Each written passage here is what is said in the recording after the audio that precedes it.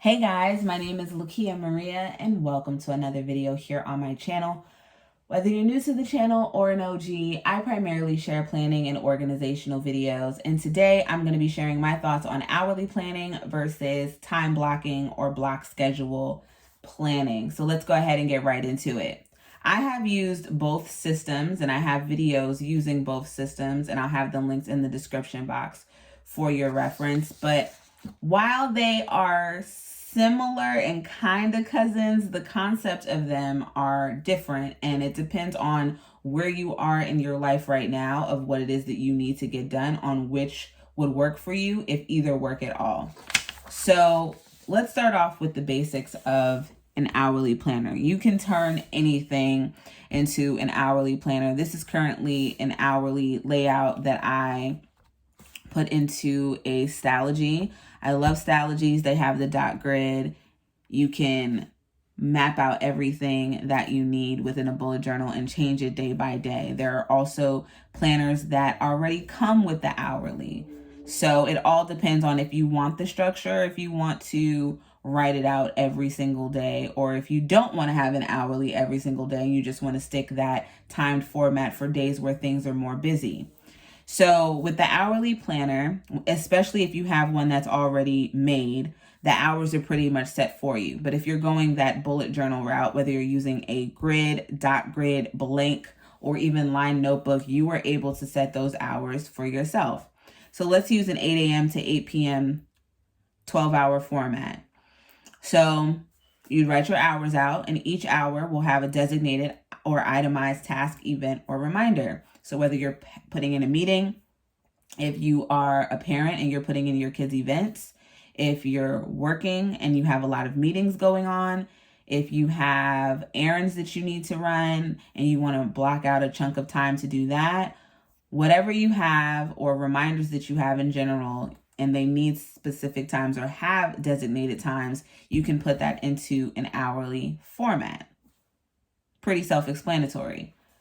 Then I discovered the block schedule system by watching one of Jordan Page's videos, Fun, Cheap, or Free.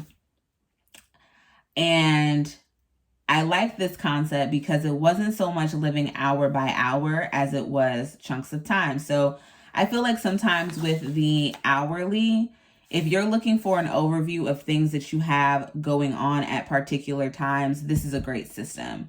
But if you are looking for something more task oriented to keep you on track, the block schedule may be a better option.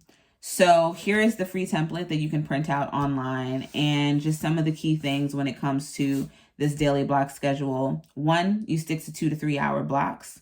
You don't micromanage your day. You use the alarm in your phone to remind you of upcoming blocks, and then you set an alarm for when a block is ending.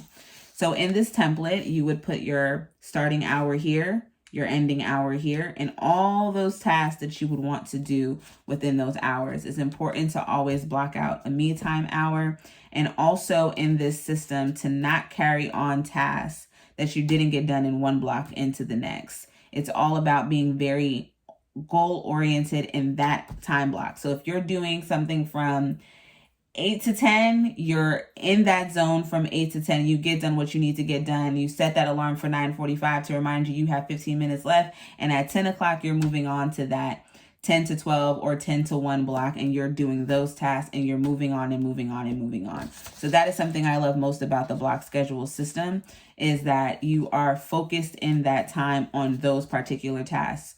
Nothing else matters on the schedule aside from what you have in that particular time block. And the fact that you're not moving it on, because sometimes when we're planning, we'll make these lists and it's like, I didn't get this done, so I need to continue to move it on and move it on and move it on. And everything else that you have planned for the day keeps getting shifted. Of course, life happens, but sometimes in our schedules, we procrastinate and we'll get sidetracked by social media or watching something on TV or Hulu, Netflix, whatever you want. And our day gets shifted, and those priorities and those tasks get shifted. So this is a great way if you are looking to manage your time better and get more into a routine and schedule. The block schedule is great. So this is the template, but similar to this bullet journal style, you can do that same thing within blank pages, dot grid, grid, line. This all works out just the same. So using that same 8 to 8 format, so this is actually supposed to be 8 to 10. So you'll have your morning block be 8 to 10. Then you'll have your work shift from 10 to 12, work shift 1, work shift 2, your evening block, and your night block. So if you are working and you know that you have a particular project that you're working on, or if you have a chunk of meetings, then that 2 to 3 hour block that was suggested and which is recommended to do this type of system, then you put you have meetings within those time. And if you want to go more in depth and write out all those meetings, then you have that flexibility to do so. So I feel like the block schedule will work whether you're using a horizontal style and you want your paper to go literally this way. So if you wanted to do that same type of Jordan page system where you have your hours here and you want to just have it go all the way across the page, you can do that. So you can do the horizontal or you can do the vertical. It'll work either way. It's about what makes the most sense for you. But if you are looking to add more tasks within, or you have notes that you want to add, the horizontal across the 2 pages may be a better option for you to keep up with.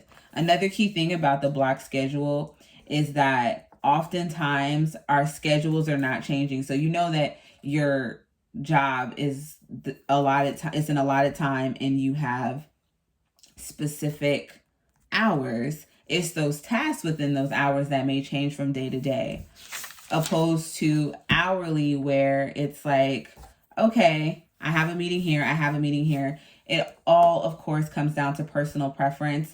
But for me right now, especially being in the process of moving and just trying to stay on track with what I have going on, I not only find myself gravitating back to a bullet journal style so that I can plan out my days how I want. So that's 1. 2, getting back into daily planning so I can really be focused on what it is that I need to get done and not just a laundry to-do list. Like my to-do lists are so long and I'm like, this is overwhelming. I don't know what to do. So the block schedule is a solution to that list that I have, opposed to hourly. Because anyway, when I do the hourly, and I'll show you guys an example, even in creating an hourly, I'm still creating chunks of time that it is that I want to get things done in. So I'm kind of merging the two, but setting benchmarks for myself as far as chunks of time gives me a little more wiggle room. And I feel like I can get more done opposed to just going hour by hour. So I would love to hear from you guys in the comments. Have you ever used the block schedule system? Are you an hourly planner? Which one do you prefer? If you've tried out any or would like to try one, let me know down in the comments. Be sure to check out all the links in the description box, which will have more information to spreads featuring hourly block scheduling. I will have Jordan Page's video as well as this freebie linked in the description box, plus how I've used the block schedule system in the past. If you're not subscribed to the channel, what are you waiting for? Hit that subscribe button and the notification bell. And for all of you that are, I thank you. I love you guys. Stay safe, and I'll see you in my next one. Bye.